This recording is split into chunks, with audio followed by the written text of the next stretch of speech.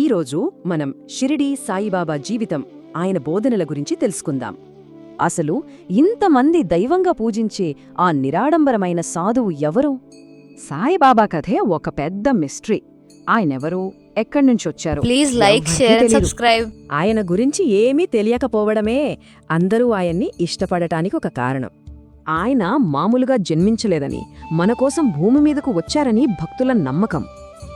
ఆయన కథ ఎప్పుడు మొదలైందంటే, ఓ యువకుడిగా షిరిడి వచ్చినప్పుడు. ఆయన తేజస్సును చూసి గుడి పూజారి మహల్సాపతి ఆయన్నిలా పలకరించారు. ఆ క్షణం నుంచే పేరులేని ఆ ఫకీరు సాయిబాబాగా ప్రపంచానికి తెలిసారు. అందరూ ఆయన్ని గురువుగా చూసినా ఆయన మాత్రం చాలా సింపుల్గా బతికారు. రోజువారీ భోజనం కోసం భిక్షాటన చేసేవారు. దాని ద్వారా ఒక గొప్ప పాఠం నేర్పారు. నిజమైన భక్తి కావాలంటే ముందు అహాన్ని చంపుకోవాలని ఆయన నమ్మకం. ఒకవైపు మసీదులో ఉంటూనే హిందూ పండుగలు జరిపి మతాల మధ్య భేదాలు ప్లీజ్ చెరిపేశారు. లైక్, షేర్ అండ్ ఆయన సబ్స్క్రైబ్. చెప్పిన ముఖ్యమైన మాట సబ్కా మాలిక్ ఏక్, అంటే అందరి దేవుడు ఒక్కడే. ఆయన దైవిక శక్తికి, కరుణకు నిదర్శనంగా ఎన్నో కథలున్నాయి. ఒకరోజు సాయంత్రం దీపాలకు నూనె ఇవ్వడానికి షిరిడీ వ్యాపారులు ఒప్పుకోలేదు. అప్పుడు బాబా తన దగ్గరున్న నీటితోనే ఆ దీపాలను నింపారు.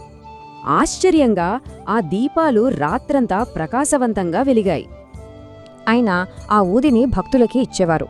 దానితో ఎలాంటి జబ్బునైనా నయం చేసేవారు. ఇదే ఆయన వాగ్దానం.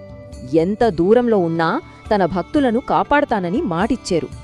బాబా ప్రకారం భక్తికి పెద్ద పెద్ద పూజలక్కర్లేదు, 2 విషయాలు చాలు.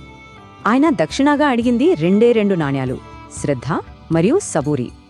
ఈ 2 గుణాలు ఎవరిలో ఉంటాయో వాళ్ల భారాన్ని తనే మోస్తానని బాబా మాటిచ్చారు.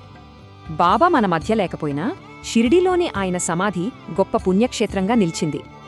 సాయిబాబా జీవితం మనకు ఏం చెప్తోందంటే, గొప్ప సత్యాలు ప్లీజ్ చాలా లైక్, షేర్ అండ్ సింపుల్గా ఉంటాయి. సబ్స్క్రైబ్.